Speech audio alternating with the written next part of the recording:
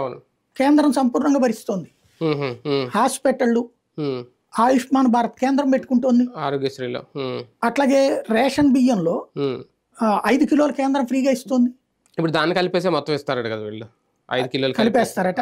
మొన్న అన్నారు అనుకుంటా, కలిపేసి ఇస్తామని. ఇంకా విడివిడిగా కాకుండా ఒకేసారి 10 కిలోలు ఒకేసారి ఇస్తామని ప్రకటన చేశారు. ఓకే, 10 కిలోలు ఇస్తే బానే ఉంటది. అంటే ఇంకా సెపరేట్ అనేది ఇంక జనాలు తెలియదు, మోడీ బియ్యం అనేది.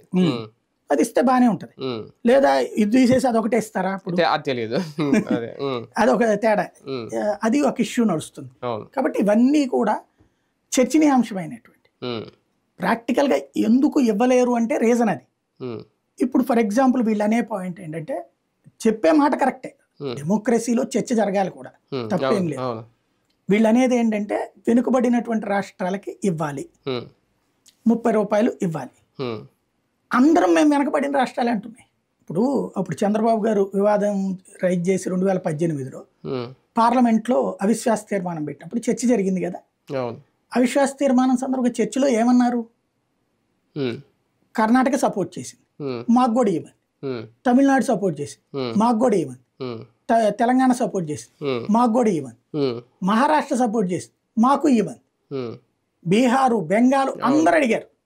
విశేషం ఏంటంటే ఇందులో అభివృద్ధి చెందిన రాష్ట్రాలు కూడా అడిగినాయి. అసలు ఎట్లిస్తారు ఇవి? ఎడారి ప్రాంతం,